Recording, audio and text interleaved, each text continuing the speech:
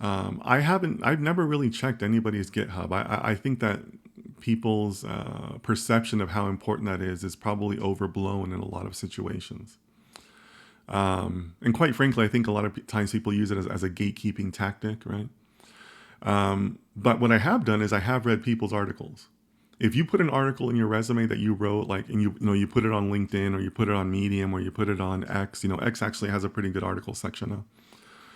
That I have read. If a candidate sends me that, I will read that.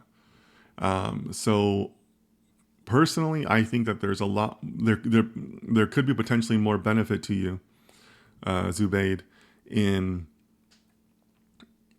taking a course of study on your own, knowing what data science is all about, and then maybe writing an article on your results, right? Carry out your own studies and then write an article on your results. I as a hiring manager am 10 times more likely to check that